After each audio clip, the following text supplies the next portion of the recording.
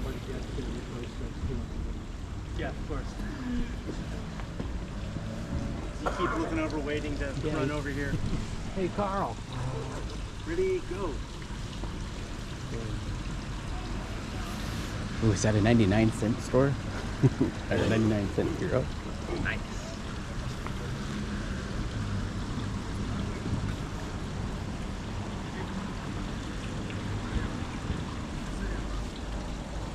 Get all the cheap crap you can get. Yeah. Shove it in every nook and cranny of your luggage. Hey, I think you I wouldn't do mind see. kind of bringing it in so I'm not yell too loudly. School circle. School circle. Sit, kneel, stand. So,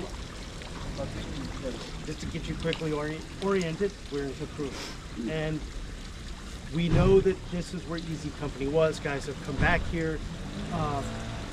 The universal acceptance is that was Spears Company headquarters. And which specifically of these buildings is where it gets a little fuzzy. But 3 of the buildings here were first, second, third platoon. So the headquarters company would have all been in there. And in a lot of ways, the guys in the 101st had a much better ending to their war than a typical infantry or armored division. In the spring and summer of 1945, you know, if you were in the 79th Infantry Division and you stopped, you were stopping in the middle of a destroyed city or town, whereas that wasn't here. This part of Austria had been untouched by the war for the most part, and so everything is clean and pristine, and they're flushing toilets and toilet paper and sheets on beds, and so the guys had a chance to transition in a way that a lot of the other guys didn't. You know, they've been fighting all this time, and then they would stop in the middle of a war zone, where the guys in the 101st didn't. They're here. Now, Dick Winters said that being down here and doing the mission that they were doing was actually the most frightening time of his military career, because we are at the very, very, very end of the Allied supply chain. So if you look on the map, you're going to see that way down here in Western Austria, and all the supplies and all the other American forces are a ways away. Also, you've got tens, if not hundreds of thousands of displaced persons and German soldiers still armed all over this valley.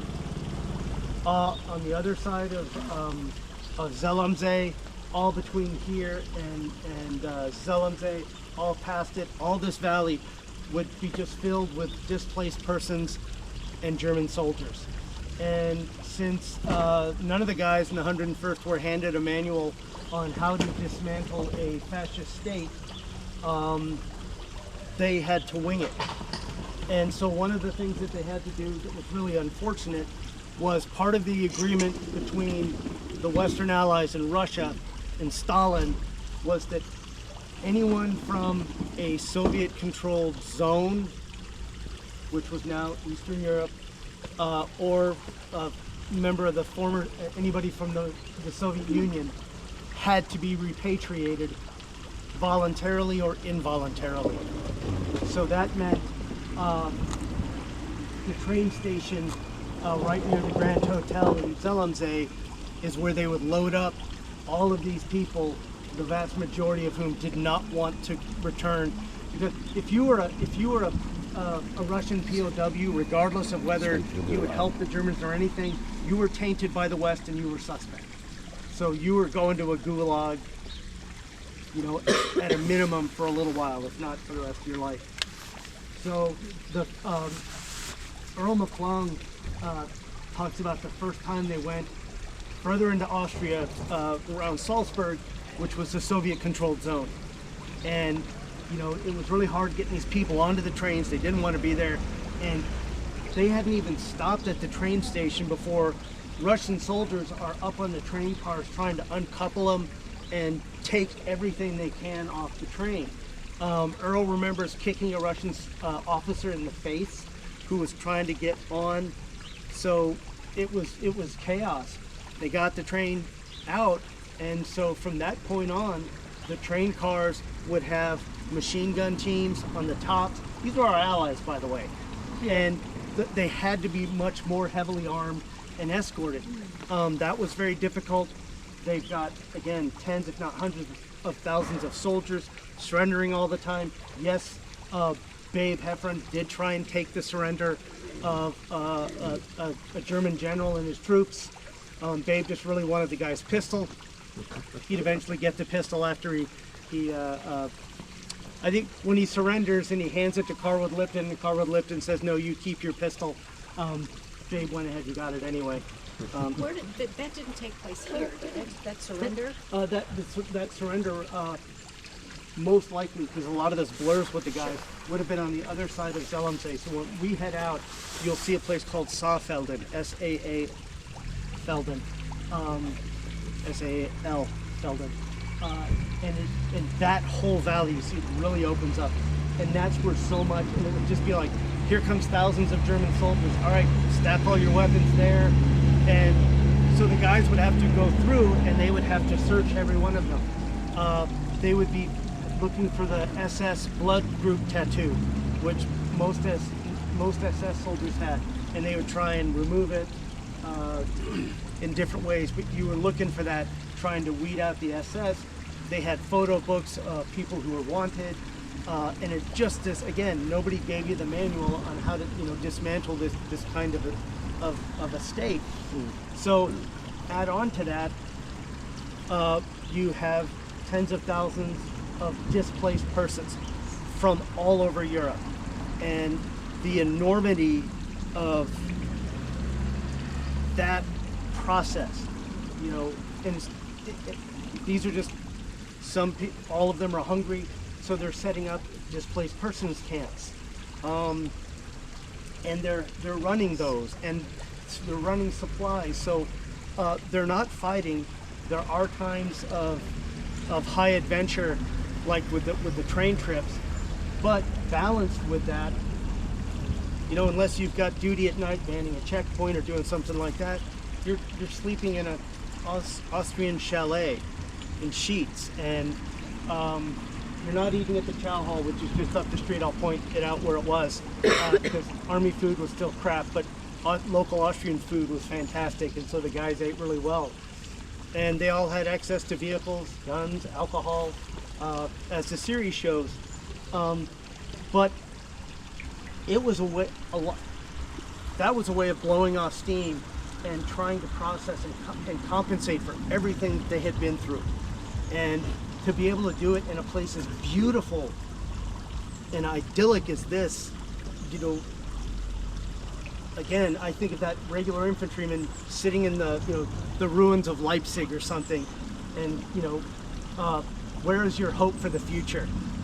But you're here, you can actually have hope. And so this whole process begins of converting them, even though there's the threat of going over to fight in Japan, and so they're doing some training, it was still more relaxing. David Webster talks about going up to Zell and finding some boats and just having a good time out on the lake with those, and an officer caught them, and they thought they were get their boats taken away and get in trouble. And he basically said, if you're going to have those boats, you have to make them available to everybody.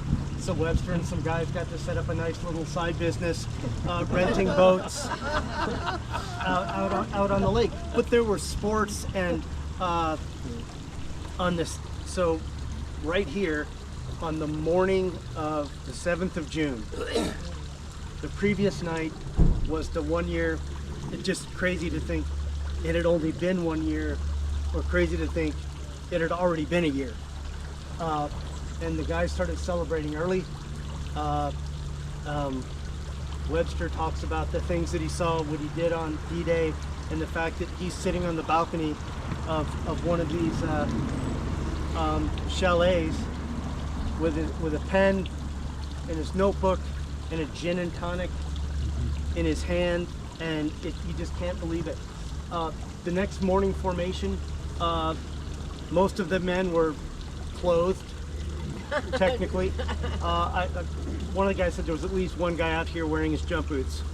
A lot of them were in their underwear, didn't have their shirts on, still drunk, and it was, I wish I knew which one of them noted this, but it was all these young men, you know, still drunk, who just had a great time, but many of them with their shirts off and they're just in like their underwear, but seeing the scars on their bodies.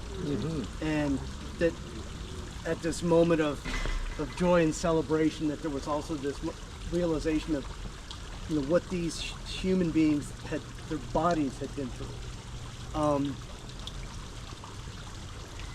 But they got to enjoy themselves. Up at Zell, Colonel Sink wanted to throw a huge party for the 4th of July. And they were gonna do parachute jumps over the lake, and you know, sports, and they're gonna have fireworks. It was gonna be this huge thing. Well, it turns out on the 4th of July, it absolutely poured. So there was no way they could do it. Instead of canceling it altogether, Sink moves it to July 6th. And it goes off, beautiful day. They do everything, everyone has an amazing time. And from that point on, that became known as Sink on the 6th. And that was like an annual celebration when guys in the 506 would get back together and celebrate Sink on the 6th. That was one of those, you know, the one day a year where conduct unbecoming, people would just look the other way. And it would be from here, and when we go up and go to the place where they took that last photograph in July of 45, when it looks like, you know, Japan has not surrendered yet, but High Point men are going home. And everybody would leave from the train station near the Grand Hotel in Zellamse. And Bob Sink would be out there to shake the hand of every single member of his regiment as they left. Bob Sink was the only regimental commander in all of World War II that started the war with one regiment and ended the war with the same regiment. He never got promoted, and that's nothing against him, because the second the war was over and the 506 was disbanded, Bob Sink put on the star of a brigadier general. He continually refused promotion. He was like, I will not leave my regiment. So his imprint on the regiment, again, no other regimental commander had that kind of effect.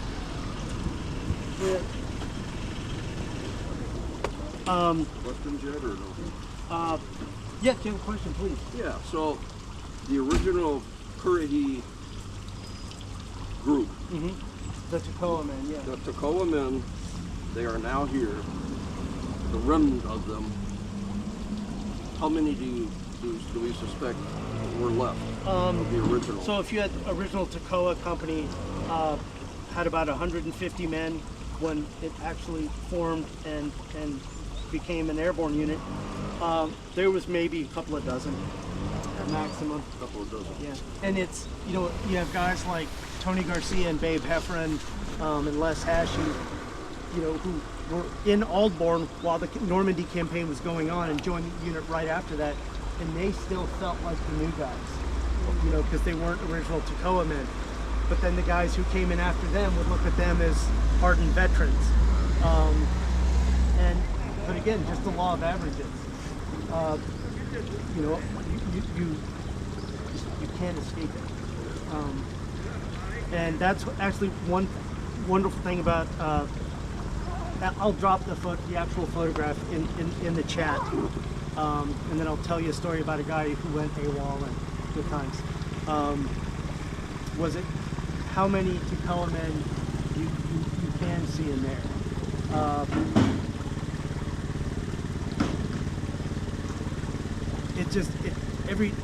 When I stand here, I just can't think of all the places that we've been, and the ground we walked on, and, you know, got a little closer to understanding what those men experienced, and then you ended here. It's just, it's incredible. And many of the guys will admit that it, as much as it could, it helped with the transition. Going back home was still whiplash, but they got to be normal, civilized for just a little while before they did. Does anyone have any questions before we head up to the castle? The Russians, again, how were they treated and why? You mentioned some were going to gulags or face that. Yeah, because there was a lot of Eastern European and former, people who came from the Soviet Union, displaced persons, Okay. POWs, and Stalin, just anybody, you were tainted by the West, and you were suspect. Just by being with them. Just by being, and also if well, why did you surrender? But did you die? That was, if you were a soldier, absolutely suspect, because you had surrendered, you had not died. So again, it's just, it's, I mean, we're here trying to understand the enormity of it, and what happened to the folks who were in the Soviet Union, the displaced persons. We were Dachau yesterday? No, day before. Yes, And we're still going there, and we're still trying to understand, and it's so hard.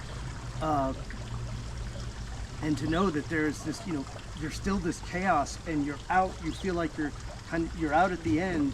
The new bad guys are just over there near Salzburg, not too far away. So it's such a strange place to be, and it's unlike the experience of any other units. When the war ended, they were dealing with POWs and displaced persons and all of that, but they were doing it amongst the wreckage of war, not in this alpine, pristine, gorgeous setting. So yeah, and in some ways the absurdity, the contrast of that can be very difficult. It's weird to go from a combat zone to sleeping on a nice bed. My last time I came out of Iraq, I had to go through Qatar, and I just pretended I wasn't in the military, because you're supposed to be in uniform all the time. So I had to stop shaving and wore civilian clothes, and ate junk food out of PX and watched cable TV for a week. And it felt really weird. Though not as weird as meeting my family in Florida, because I flew into Tampa. Side story. We're going to Disneyland. We're going to Disney World. We're staying at the park. We're staying at the Grand Floridian. So I've been back from Iraq for just over a week. My wife and my daughter, we go into the Grand Floridian, which is this massive white, neo-Victorian. And inside the main court area is this enormous choir. And up on top of the top balcony is Celine Dion filming her Christmas special. Yes. That was a little hard to get my brain around. And I said, do you guys mind checking in? I'm gonna be out. It was just too weird. Yeah, Celine Dion was just, that was my bridge too far. I haven't thought of that in years. I don't know why I just did it now. But that makes me happy that we actually get to end our time here with a smile and laughing, because that's what all the guys would have wanted. And so I'm going to shut up for a couple of minutes so we can get, hopefully Richard has me ticketed, and we can head up to the castle. We can't go inside the castle, but you can give you some time to walk up to it. But first thing off the bus, I'd love to get everybody together for our last group photo in the same place where Evie did theirs. All righty. Enough. It's that vision of Celine Dion.